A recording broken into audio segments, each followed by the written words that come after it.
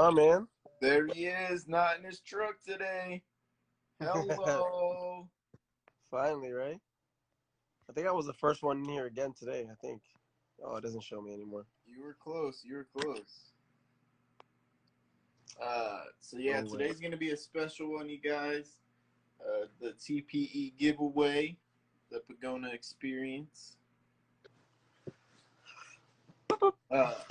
And the way we're going to do the giveaway, I'm going to explain it real quick. It's super easy. As long as you're subscribed to our YouTube channel, following Josh, following me, and put hashtag TPE in a guess. I doubt we're going to hit 100 people, but we'll do 1 through 50. A number 1 through 50. And then at the end, I'll write everyone's guess down from the live, whoever guessed. And we'll go back through and we'll do a random number pick. And then whoever wins, we'll message that they won. Cool. So hashtag TPE with your number guess, and it's 1 through 150. So put that in the chat, and then you'll be entered as long as right here in the chat, just in the comments. Just hashtag TPE, and then the thing. That way I can see, and we're gonna go back through it live, write everyone's guesses down live, so everyone knows whose guess was what. There'll be no cheating. And that's not the only thing we're going to be talking about. We're going to be talking about bearded dragons and females laying eggs, laying boxes, what they look like, what their attitude is when they're showing you signs that they're laying eggs, when they're not showing signs. Because there's a lot of myths. Like one of them, I'll start off with. A lot of people say your female will stop eating when she's ready to lay. I've had females eat literally the same day that they lay. So it's not true with all of them. It's kind of confusing. Hey, so hold on. I'm gonna put a pinned post in the live so people that just come in can know what to do, so we don't have to keep repeating it. Yeah. So type TPE hashtag, and then hold on. 1 through 50 or 150.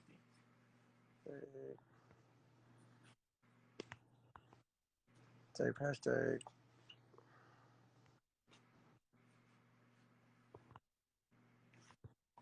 So we got 33 and 27 taken so far. If you guys want to be entered, free merch. Ed, did you get your stickers? I actually just got them yesterday. Nice. Perfect. Just got them yesterday. Hold on, I'm trying to figure out how to write this without sounding like an idiot. Type TPE hashtag. Pick a number 1 through 150 to enter free giveaway. All right, cool. That should clear things up because I know there's gonna be a million. What does these numbers mean? Or somebody's gonna come in late. You know what I mean? Yeah, for sure. So, what are some beginning signs that you would say that most of your females, before they lay, they show you what they're gonna do, or that they're ready? I have one female that she'll start kind of being like, when I open her cage to clean her or whatever, or to give her a bath, she'll kind of start being more a little bit more defensive. I've noticed that with her, and then I've also noticed with another female is she's the opposite. She just sits there and doesn't move. And then obviously, you can start seeing their eggs on the outside. I think you had a female that was a few days or a few weeks out, and you can see their eggs literally bulbs on their side just from them sitting there. Though that's a very out there sign. But yeah, their mood changes, or at least my females, their mood kind of changes from one end to the other. They're either a little bit aggressive, or they're just super chill and just kind of whatever about everything. What about your females? So you have more than me. I have females that they're all kind of different. I have one female. She won't ever start digging. I'll just notice that she gets big, and as soon as I put her in the lay box, which we'll talk about, uh, she pretty much digs a hole and lays her eggs. Doesn't So mess around. right about 30 days, she's just doing it. I don't have to encourage her at all. I don't notice any signs ever. Just that she's gravid, obviously, and Yeah. kind of keep track of the days. But my other females, they'll dig like crazy in the cages, like maniacs. Then as soon as you put them in the lay box, they just start tearing that up. So for the most part, digging is probably like the biggest sign. Even in their enclosure, if it doesn't have substrate, they'll still be digging in the corner or In the whatever. corners. Yeah. So digging, and then yeah, nothing to do with food. If anything, mine eat like crazy until like the day that they lay. Um, but digging in the cage would probably be the number one sign that I would know. All right, put her in the lay box and see and let her do her thing. And sometimes it still takes 2 to 3 days, but I'll leave Yeah. them in the lay box. Do you notice that your females want more bugs or more greens? Um, Honestly, I noticed that they'll tear up anything if they're a picky eater when it comes to Yeah. when they're gravid. If they're usually like hesitant on greens, they're not anymore. They'll straight tear my finger off sometimes trying to get food into their cages. Yeah, my color shop girl, she eats. She's like 650. She's a big girl, and she's always doesn't turn on food, but she tends to take more towards greens than bugs when she's like about to have like lay her eggs, which maybe because it's not as heavy than bugs, but yeah, she'll go for greens rather than like roaches or superworms, which is kind of odd. But then as soon as she lays them and she goes back and she gets her bath or whatever, and I give her food, it's the other way around. She wants nothing to do with greens, and all she wants is bugs. One thing I do kind of notice, I don't know if it actually has anything to do with them being ready to lay, but I'll kind of notice that on top of their head, like those big patches that you want to look for hydration, if they're hydrated or not, they'll start to look a little dehydrated, and when they're about to lay, and then of course What, after under they the lay, armpits? super dehydrated. But yeah, so most of the time it's like super puffed out on the top of their head when they're really hydrated. I've noticed that when they're about to lay, I don't know if they're moving all the moisture to Probably. other parts of the body to get ready for the process or what. But that is one thing that I have kind of noticed with a lot of females that I have. Just a little sign that I see when they're either laying or getting ready to lay. Sorry, this idiot. My blue tongue is always freaks out whenever I'm on the phone. Um, what's it called? But yeah, yeah, digging. They're weird with food, or they want more food. Um, and honestly, just anything out of the ordinary, you can tell. But I know a couple breeders. I know like JK. I know like Hatches the Hillmans. I think all of them had a female that they've been in the lay box for like 3, 4 days, and they dig all these pretty holes and then just never lay. I've never had that issue. Every female that I put in the lay box the first day has laid her eggs. Oh, bro, I just got the female I was talking to you about that laid 15 the other night. She Yeah. literally was in the lay box for like 4 days, tearing up this box, bro, digging the most enormous holes. And then Yeah, I don't know. just she would dig a bunch of holes, bury them all up, bask on the top, dig a bunch of holes, and then finally I was like, man, I took her out and I weighed her, and I was like, wow, you're like 100 grams less than you were. I gotta start digging now. So I started actually digging. I didn't even notice because I kept checking every day for at least 4 days. I think it was like the fourth night that I finally found those eggs. But Dude, I don't know what it was that she couldn't find a certain spot or just wasn't quite ready. But anytime I'd put her back in her cage, she would just dig like crazy. So I left her in the lay box for that certain amount of time, and she was just doing work. And I'd offer her food too, and she would not eat. All she would do is dig. She was just digging, and not even. So she'd get a tunnel, and turn around and like sit in it, and I was like, oh yeah, finally she's about to lay. And then nope, she'd cover that hole and go dig another one. Yeah. Yeah, I don't know. My female, but so do you just give them dirt and like that's it, or do you make a tunnel for them? So like what I do is I'll have pretty much.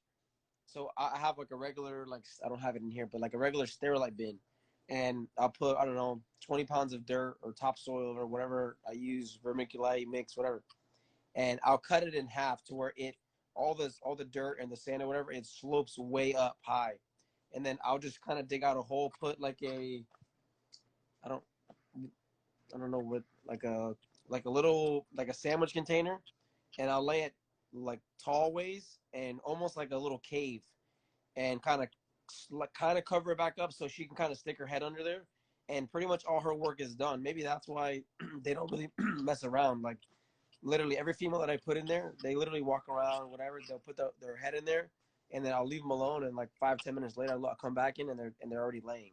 So I don't know. Maybe that's what works for me. But then again, I only have like 4 females. So yeah, no. So this is what my lay box looks like. I got it's actually sand, and I just get it like wet that, yep. to where it's clumpy like that. Yep. And then I have the basking light, and that's attached by 2x4 on the top. So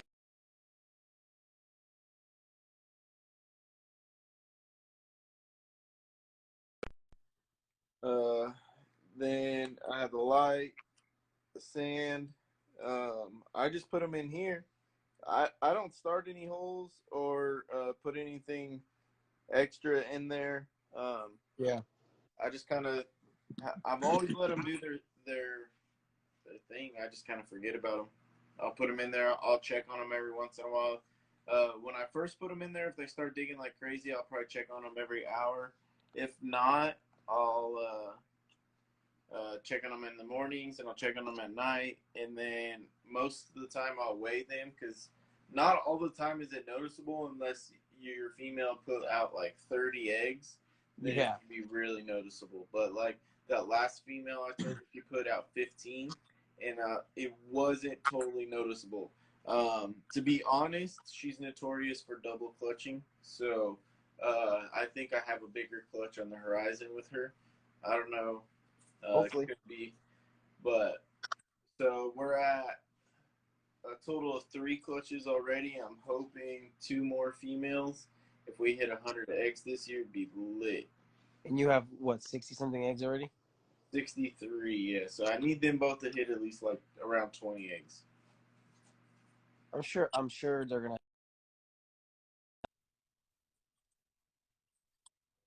Typically, you won't. I mean, depends. Some of them you can tell that they're pregnant, but a lot of them they just look like they're a little bit fatter, and then they'll, some people will come home to their male that they bought, and then there'll be a bunch of scattered eggs all over the place, and people are like, "I thought it was a male," and like never knew she was pregnant or he was pregnant. I mean, had eggs, and they're scattered all over the round. But if you have like 30 fertile eggs, I mean, there's no way you're missing that unless you have a ginormous female dragon, which some people do. Yeah. But yeah, for the most part, that's what I use for my lay box. It works pretty well. I will definitely leave them in there.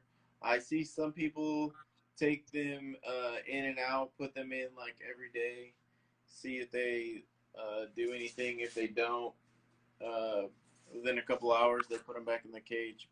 I leave them in there. If I know it's around 25 to 30 days from the first or last lock, then I definitely just leave them in there, especially if they're actively digging. If they're lazy, not doing anything, then I'll take them out. Yeah, I just literally once they have a successful lock, um, and I know for a fact that the female took, or at least like it was successful. I kind of forget about them until like I don't track days. I don't really.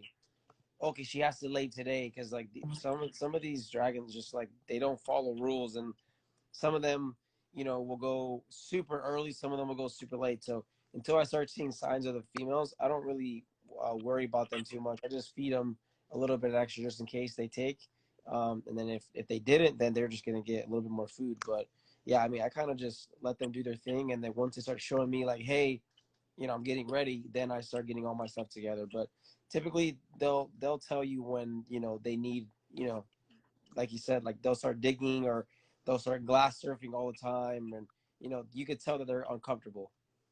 Yeah, especially if you don't have any substrate in your enclosures, Yeah, they'll definitely seem different. They'll seem uncomfortable, like they want to be in some type of uh, soil or sand, any type of uh, substrate like that they could dig in. And then yeah, uh, another thing, kind of before they're showing you signs, we can go over a lot of females when they're ready to breed. I get a lot of people asking me like what that looks like. Is their female receptive? Is like is it time? So some people, their female will be pregnant and they're trying to like they keep trying to breed it because they leave their male and female together.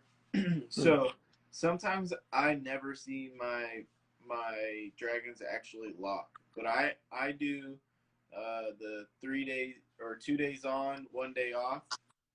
So I leave them together without you know seeing them because they're up all night long. Um, but I do try to keep an eye on them a lot. I track most of the locking, but every year I have 2 or 3 clutches where I didn't actually visually see the male and female lock, but I obviously know when one was a leatherback or one was a dunner, and that gene comes out in the clutch. And I only put one male with a female every year. So I don't ever like if I see one not locking with I won't change it up. I'll constantly keep trying with that male, unless it gets like towards the end of the season and I really want or I really need some babies from that female. Maybe I'll switch up the breeding plan, but for the most part, tend to stick with it until it happens. yeah. With the female, so I'm kind of weird when it comes to that. I like to watch every single breeding go down. I had an accidental breeding last season that actually worked out. I had no intentions on breeding those two together, and they ended up producing really nice babies, which I'm very excited about. Um, but I didn't see that lock, so I came home and I have a tub set up right now until my enclosures come in, and I had a giant male. I mean, this boy was like 23 inches long, six something grams. I mean, he's a big boy.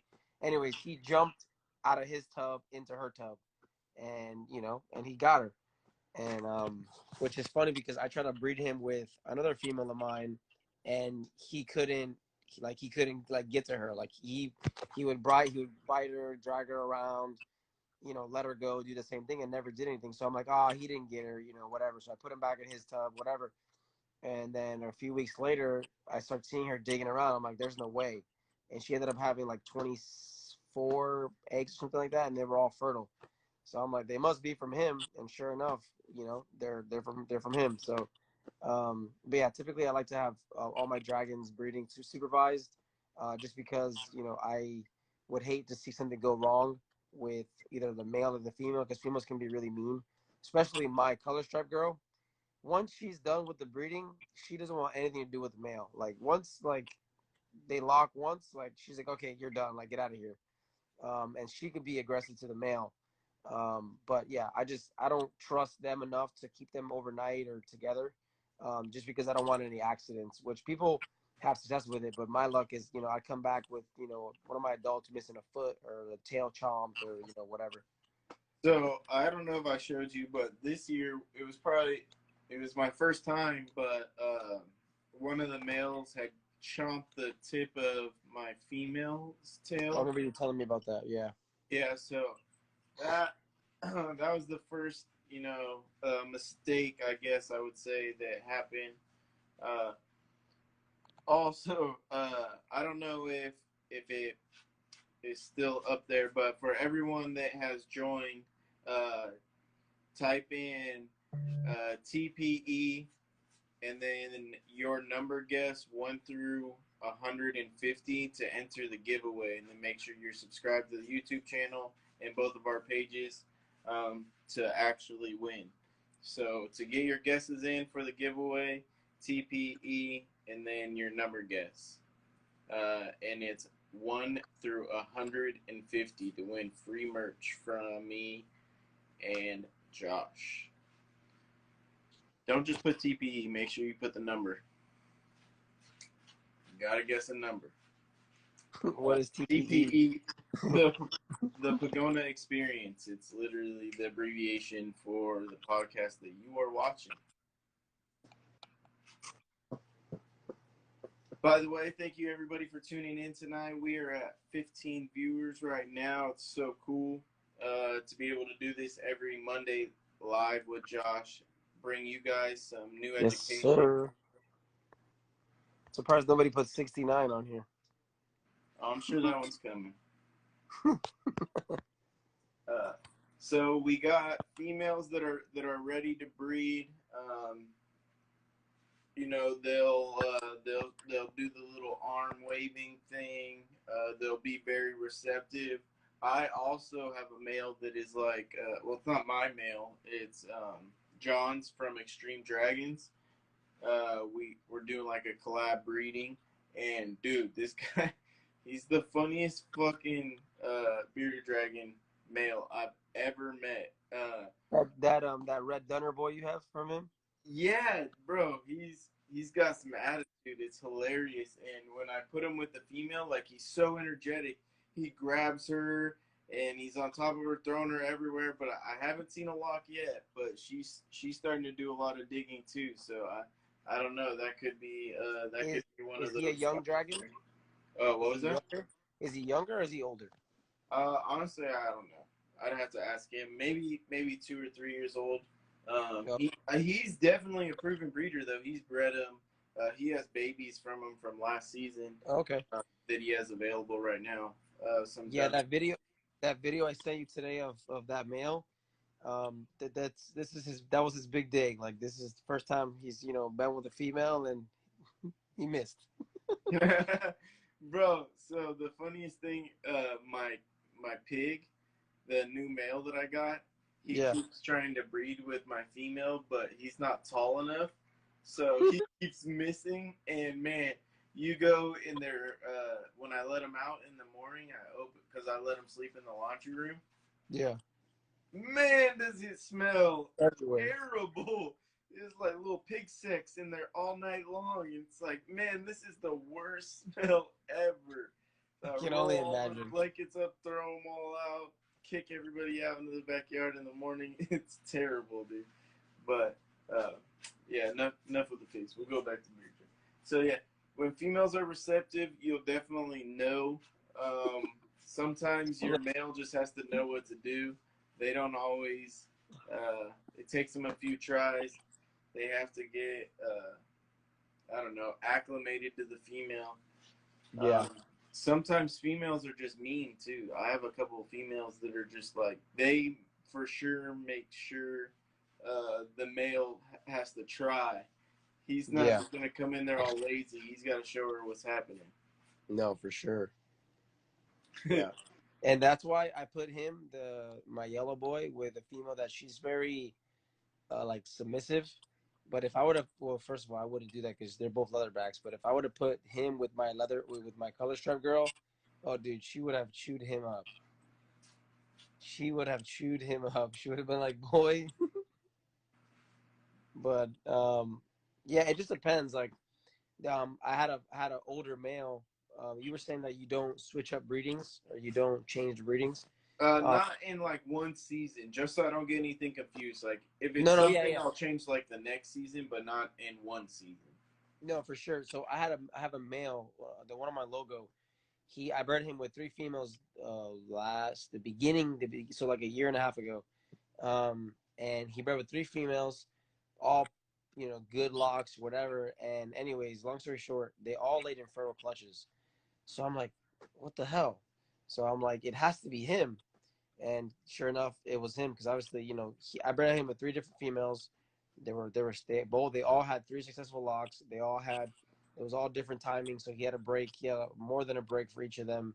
And yeah, so I mean, in that case, it sucks when you have one male and a bunch of females because if that were to happen to you guys, you're SOL. Like, what are you gonna do? Like, you just bred 3 females and now you have no more females because you bred it to one male.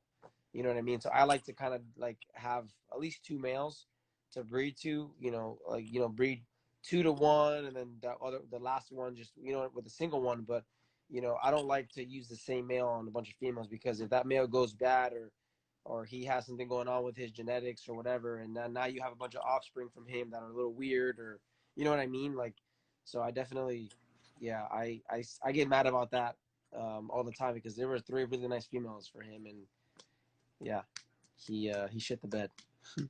Bro,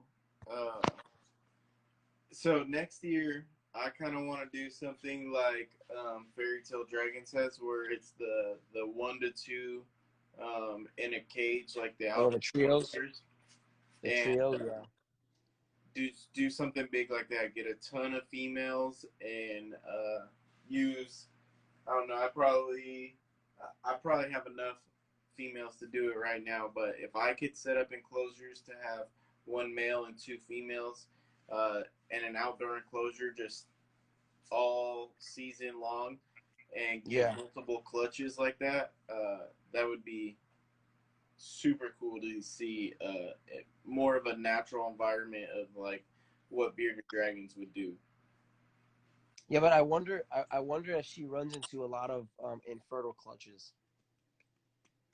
You know what I mean? I don't know. Yeah. Yeah, I Because watched a video that she had. Well, actually, it was Dave Kaufman. With Dave, yeah. But she had one that I want to say it was like 8 or 9 clutches that she gave. Yeah, it was like a red female, I think she said. Yeah, that's insane. I couldn't even 600 bearded dragons. She said she had at one time. From her? No, at her facility or her house. I think you meant from her. I'm like, holy shit. No. Listen, I don't think people that so anybody that hasn't bred dragons or hasn't had a bunch of baby bearded dragons, 10 babies is a handful if you have a full-time job, a life, whatever. Anything above that is you can ask any breeder unless that's what you do all day every day, but it's a lot to deal with. Like, I had 80 something babies, and that literally I would get off my full-time job to come home and to work 3 to 4 hours just on the babies, and then after you work on your adults and stuff. But it's a lot of work to do it right, make sure everybody's eating. You got to weigh everybody, you got to sex everybody. It's a lot. So anybody that's interested in breeding, you need to understand that it's not what you think it is. I mean, it requires a lot. You know what I mean? And there's a reason why breeders ask what they ask, because most of that money goes back to the program, because you just spent that $300 on that dragon for food. So I mean, it's Yeah, it's I a was lot. talking to my buddy.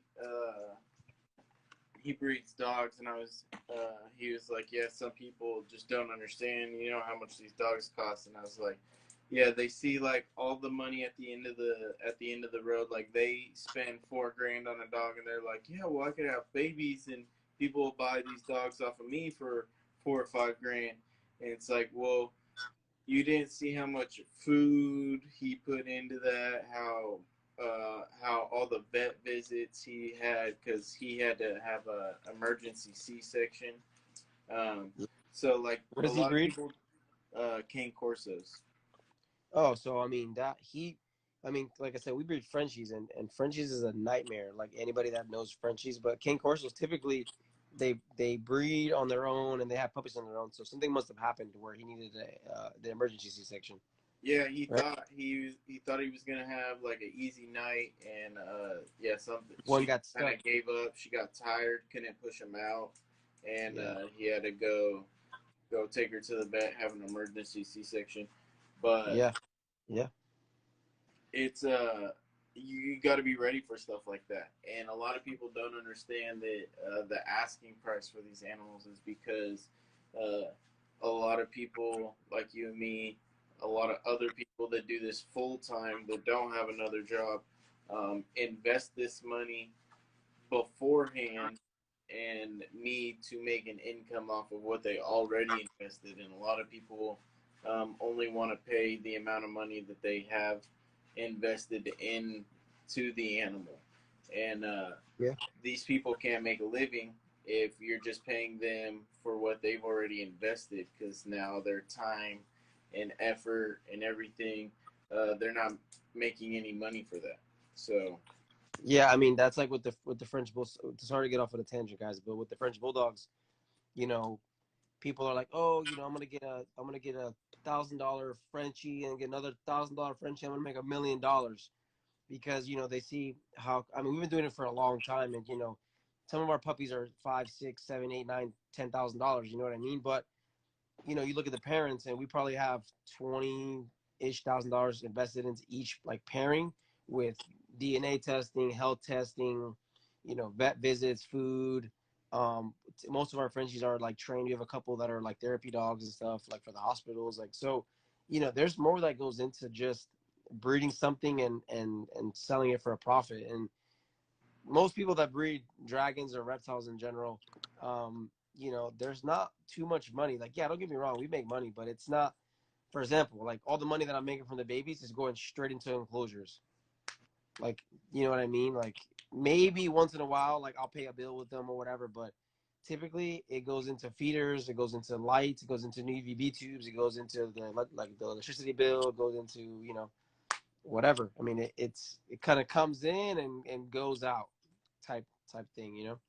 yeah, honestly, even me, a lot of people, I'm like a lot of people. I want to make money at the end of the day, but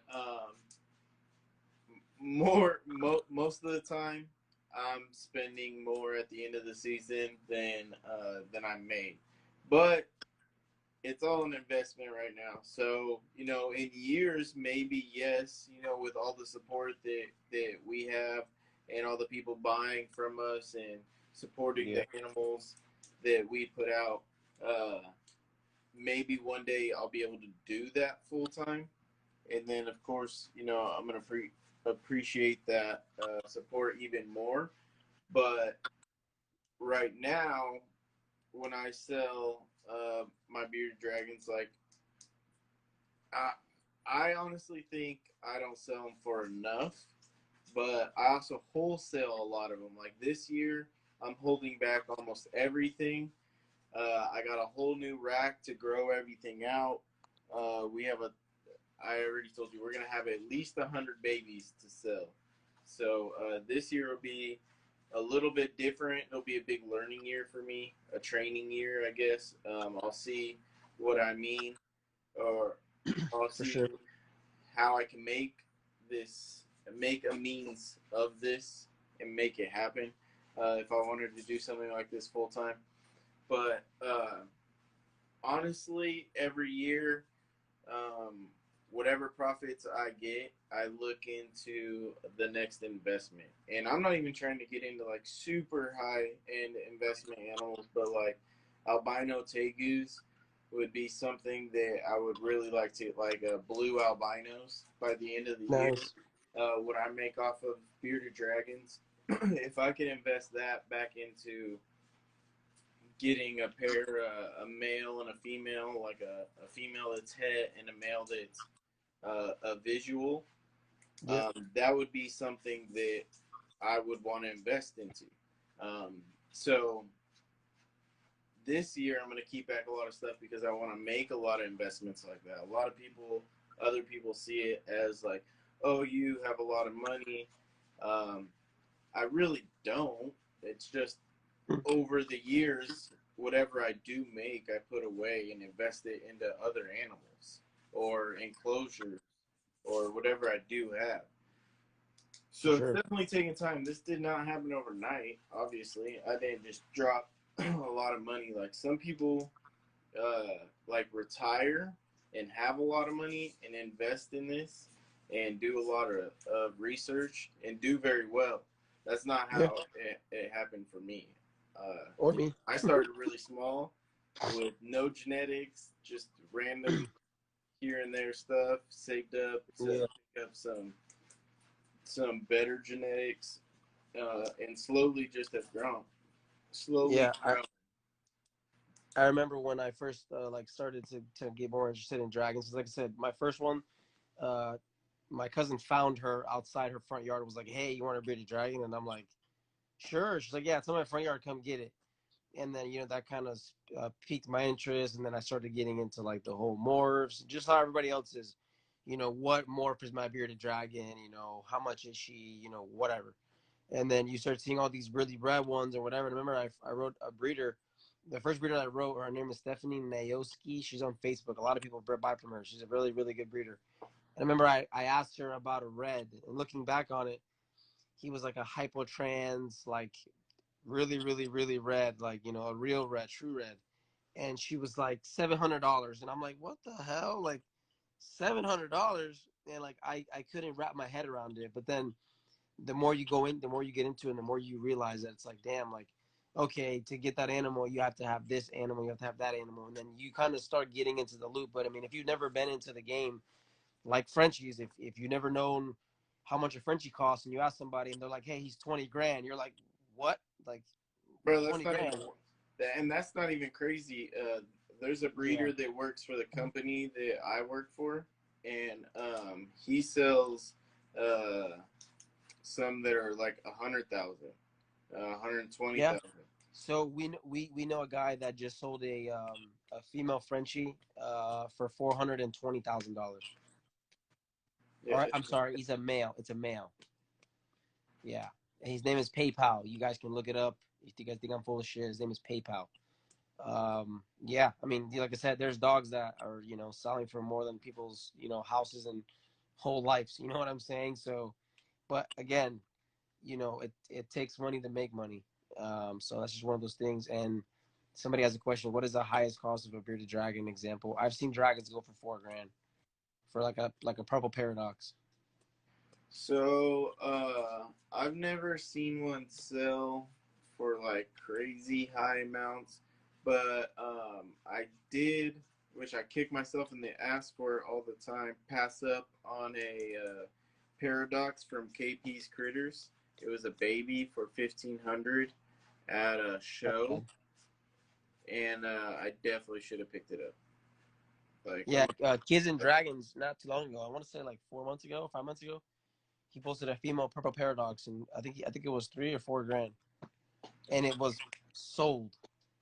So the most expensive dragon that I think I know that has been bought in was Fireball from Central New York.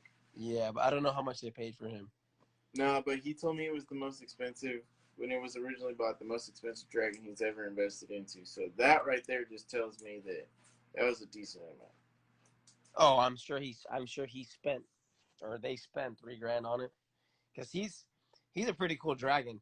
I mean, Paradox is cool and all and stuff like that, but I mean, don't get me wrong. Would I own one? Of course, but it's like there's so much. Josh is just waiting to flex with one. He's like, yeah, they're not cool right now, but when I get one. No, don't get me wrong. Like I would get one in a heartbeat, but there's a lot of like negative stuff that but then they're like, oh, who produced them? How'd they produce them? What did the parents do? Oh, that dragon's this, that dragon is that. Like, so I don't like to attach myself to anything that's like controversial, you know what I mean? But don't get me wrong, I would definitely own one, but it would be one of those situations where it would have to be like one of those deals of a lifetime, like You know what I mean? Hey, I'm getting out of the game. I mean, getting out of the hobby.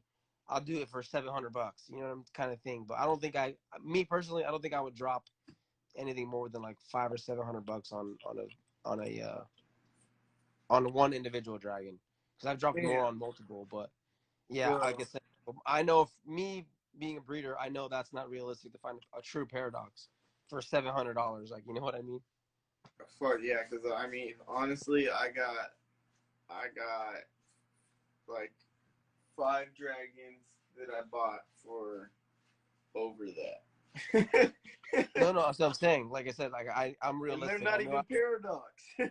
Yeah, no. I mean, my color stripe girl that I got, robbed her from the lady that was selling her. I bought her and three other dragons, and you would be like, you got them all for how much? Like you would be like, what? And that's the main reason why she's not going anywhere, because I know I couldn't find a dragon for the price that I pretty much got her for free. Pretty much. That's how bad it was. And I had, pictures of parents and all that. I know who bred her. Like, it wasn't like one of those backyard deals that are like, she's half dead, I'll do $100. Like, it was legit. Just the girl didn't want her anymore, and the other three dragons. But yeah, you guys would be like, what? I just spent that on roaches. So I got multiple red. I got my Czech import female that I spent probably too much on. I got my other red female that produced this year that I spent too much on. Or I have my red male from KP's Critters that I probably spent too much on. I got a couple. Oh, that Stephanie girl you were talking about. I got a Yeah, dragon from her that I spent way too much on. yeah, she's really cool. She lives like 20 minutes from me, so I met her a few times. She's really really nice. She knows her shit. She's been doing it for a while. I'm kind of mad at her. Me and her, I was asking for an adult male like 6 months ago, whatever, and I told her, don't post it. I'll buy it. I don't care what you're asking. I need, whatever genetics I was looking for. And she forgot about me and posted it. And as soon as I saw it, Central White Dragon snatched him up. I was pissed. I Yeah, was pissed. I got some cool, but last year was like my big investment year, so I invested a lot into picking up some new things. So everything this year that is going to be producing will be kind of new to me. Um, this will actually be my first year ever producing leatherbacks. I got a leatherback female that produced eggs, and then I got a normal scale that was bred to a leatherback that produced eggs. So Nice. So you're gonna have two clutches that'll have leatherbacks in them. some variety. Yeah. This year I kind of dwindled down. I sold off quite a few of my adults. So that way I can kind of game plan on what I want to do and get the enclosures. And I just ordered 10, or not just ordered, but I ordered 10 PVC enclosures. And I don't have 10 adult dragons, so I have a lot of holdbacks from these clutches that I have. So I think I'm just gonna kind of start from scratch again. I have a couple of adults that I'm gonna keep, and they're not going anywhere. And grow up the babies that I have here, and in the next year or so, breed with them. But yeah, I kind of did the opposite. I kind of backed off of it a little bit, so that way I can invest in the enclosures and everybody is all uniform, because my OCD is ridiculous and I can't stand looking at tubs all day because it's just ugly, especially with adults. Like babies I get, but for adults, like I'm not a fan. So I just like all the black PVCs, and that's the KP, or Yeah, from that's my KP male. So this is the first year that I got a clutch from him. yeah, he's a handsome boy. He's the leatherback hypotrans. Hypotrans leatherback, yeah. Look at his head. Sorry, I'm like super big on head structure. Look at that. Looks like a guitar pick. Yeah, he's beautiful. Super excited about this clutch. Like, I was hoping to get How's it going, guys? he's from him last year, but I didn't have a female that I could pair with him. Yeah. and I ended up pairing the female that I could have with my Dunner male. So this year, I got him in rotation. I was super excited about that. I want some super red leatherbacks from him. Do you have a solid red pairing, like a really red female to a really red male? Oh yeah. Here, I'll show you right now. Everybody wants reds and everybody wants zeros. And I'm like, sorry, don't have them. She's kind of shagging. That's washing them out. That color. There it goes. Yeah, there you go. Males on the right or left? Right. This one's the male. This one's the female. You kind of see she's got more bars. Yep. I'm telling you, bro, the bars, I haven't figured out if the bars are like recessive or whatever, because like I said, I've had a pairing that neither of them had bars, and the babies have full bars. And I got 24 eggs from her. Good eggs? Yeah, 24 good eggs. And they're both hypo. He's a G-stripe. She's a leatherback. And we'll find out if they're heifer trans. That's always fun. You see a little head pop out, you're like, he's trans.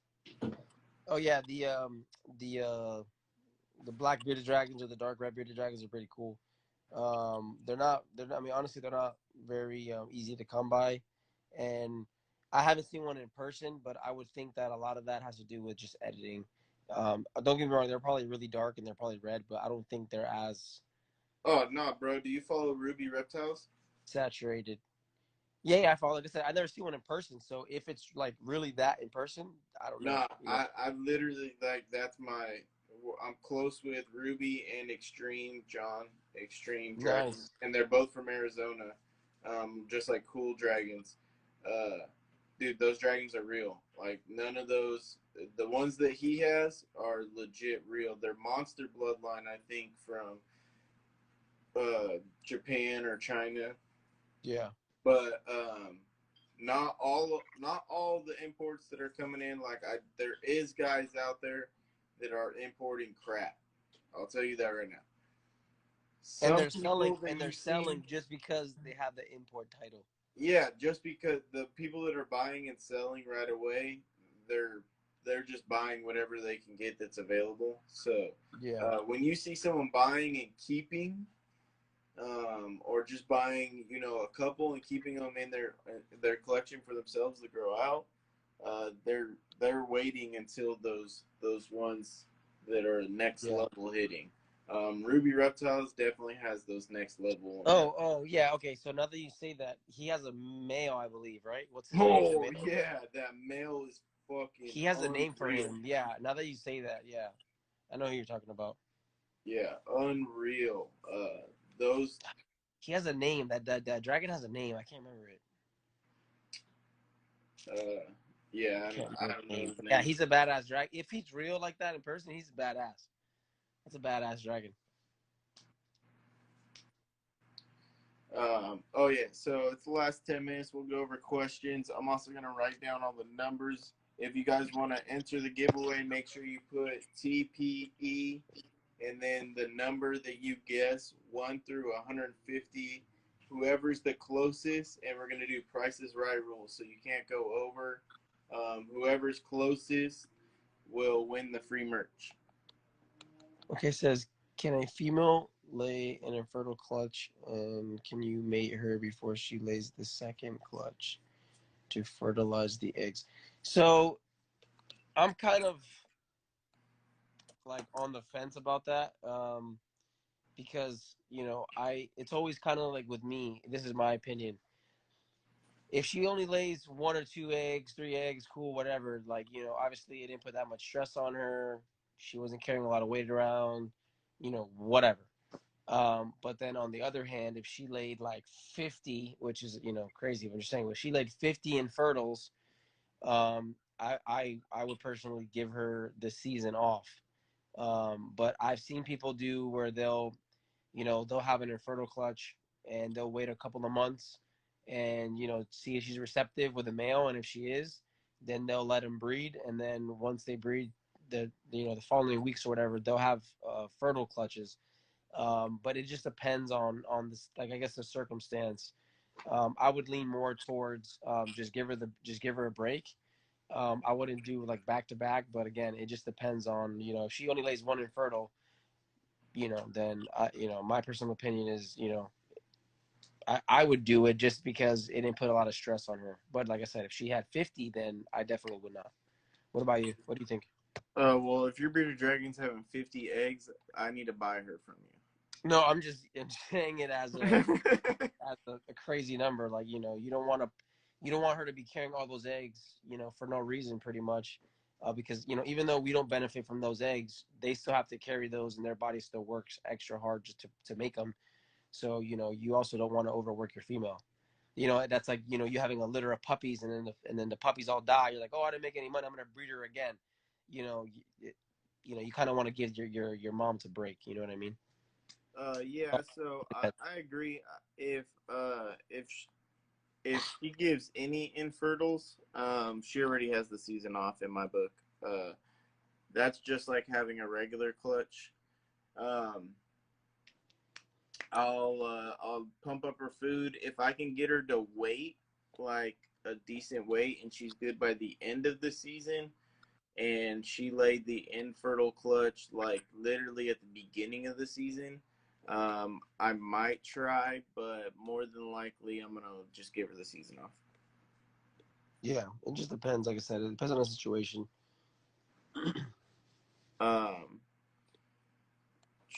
What other questions do we got? I got you. I'll scroll up. Oh, someone's a smarty pants over here with what do these numbers mean, JK? Hold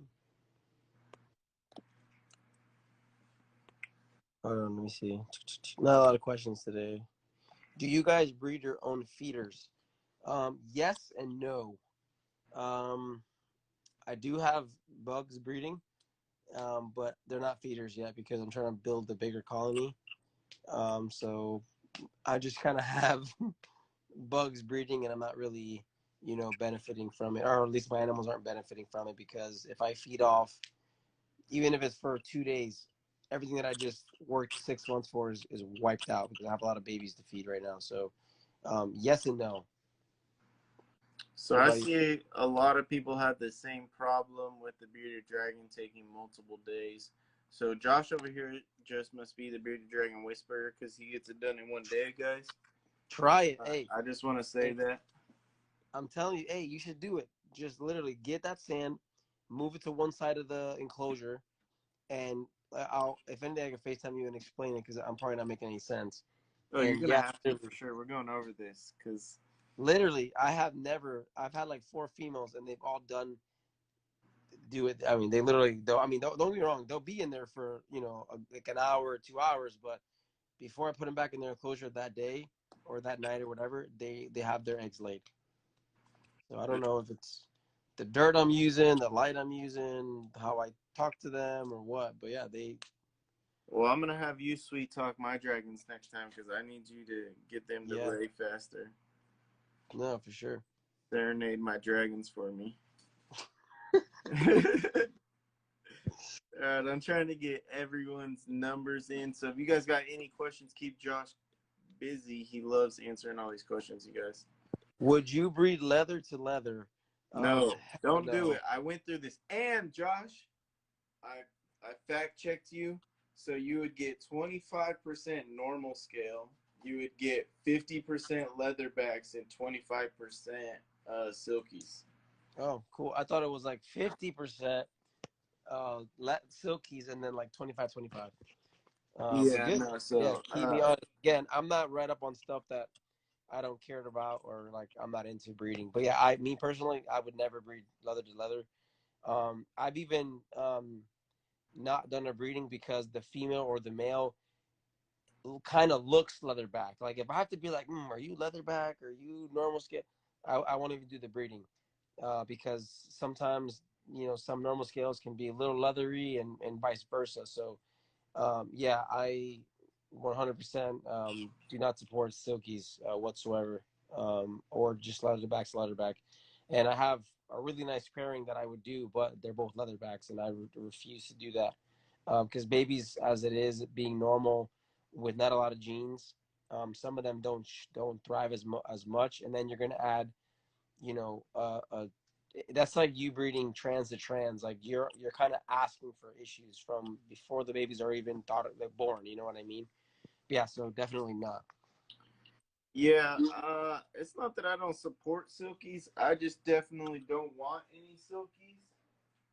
Um, silkies, I don't know a ton on.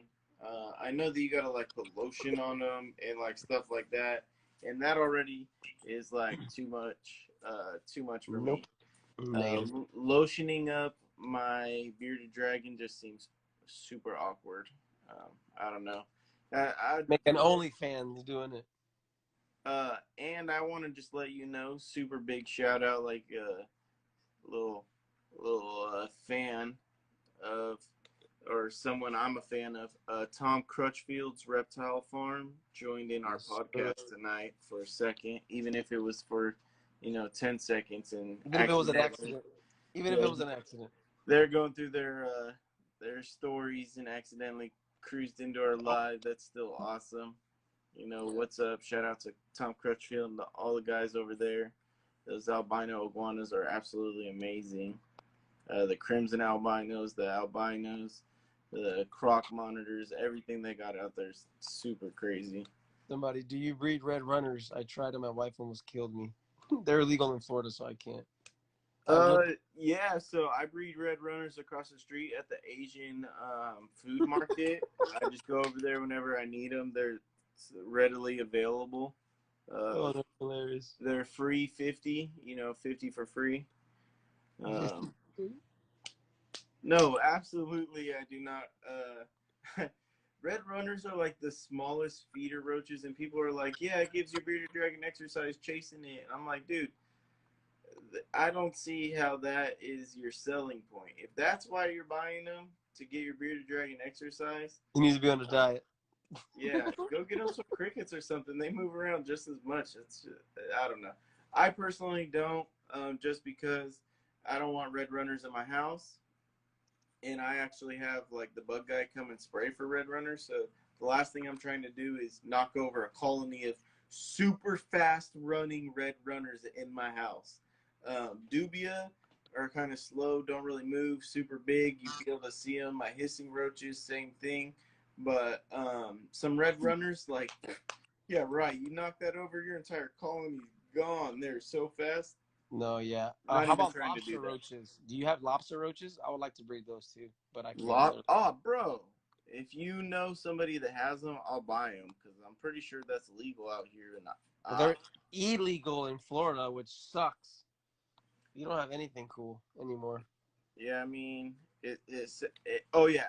By the way, go support US ARC if you guys already aren't. If you guys don't know anything about it, literally everyone's page. Just Google it. Has something about it. You can Google it. They have their own Instagram now.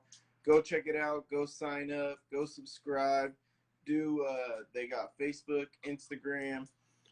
Definitely go check it out. Make sure that you aren't losing your rights to the animals. Yeah, literally, right, yeah. They're trying to get rid of ball pythons now, or pythons in general in Florida. Thankfully, so I read through a lot of it, and thankfully, like, I haven't seen anything in California. But California already sucks because, like, we can't have, I don't want to say it sucks because I just said, they're not doing anything right now crazy. But the few animals that I do want, I can't have because they're illegal in California. But, shout out to California for not doing anything stupid right now. I mean, you guys got a couple, which I'm not going to get into on here, but you guys got a couple things that I'm just like, yeah, definitely not. Bro, we can't even have snapping turtles. Like, what the fuck is that? Or sugar gliders. Yeah, but you can have what is it? God damn it. Bush baby? Hold on. My wife knows. A bush baby, probably. Ben, what is the little hamster thing that we wanted? Oh, a chinchilla. It's like the sugar glider? The chinchilla? Yeah, that's what it is, chinchilla. Yeah, but those are weird though, bro. They like bathe in dust and shit. So I get it. It's not like exactly like a sugar glider, but I mean, we can't have ferrets, but you could have, rats. Like, I don't know. It's all the same shit to me. Yeah, literally. Um, but I don't know how much time we have left. But do you have all the numbers before this thing ends? Yes. So I got Sapphire Dragons down with number 33, Jersey Shore Dragons with 27, Sunfire Dragons with 32. I don't even know how to say this name. It's crazy, but they got 99. MJ Beardy's got 80. The Dragon Alley got 25. No, Chinchillas. That's what it was. BJ Rico got 57. Junior with some numbers got 100. Educated Sister with Class got 79. That's a hilarious Dragon World 1 got 14. You Loved It When I got 17. That's kind of a little crazy name right there. The Asian Tarzan got number 23. Me Air Too Much got 1. Safe score with that 1. We're playing Price is Right rules. Got to get that 1. I don't know if it's Gene or John Bozake or something. I don't know. Something crazy. Got 44, and I don't know. Kakalina, something got 248, got 50. So those are all the numbers that got locked in. Make sure you guys are subscribed to the YouTube channel and following mine and Josh's Instagram accounts. I probably should have said follow the new podcast channel, but podcast page. But I'm not gonna make that now. But please go show support to that page too. We do have a new page that will be posting updates and everything to that. Jersey Shore Dragons. Yes, you got number 27, Jersey Shore. Got you locked down. So, again, thank you guys. And we will be moving this to YouTube hopefully next week. I'm going to be doing some test runs with Josh hopefully this week and weekend, trying to see how the zooming and quality on YouTube Live is. So definitely check that out. And we're going to be trying to bring in guests. I already have 1, maybe 3 guests lined up for the first 1 to 3 weeks, possibly. Nice. I definitely am going to be needing your guys' help. If you guys want to see some breeder specifically, message us, let us know. I will definitely do everything I can to work on getting breeders on here so we can ask them some questions. Just give me, a heads up, because I don't want to get on here and be like, I want to do my homework on these people and make sure that I have good questions for them. That we sound educated when they come on. Sure. I don't want to waste their time, and I don't want to look bad. Same. But thank you guys so much for the support, all those people. We're going to go, I don't know, we'll go live tomorrow, or I'll post the video or something. We'll do a random number generator, 1 through 150, and post who the winner is. Sounds like a plan. All right, guys. Everybody have a great night. Thank you for tuning in for the experience. Have a good night. See you guys next time.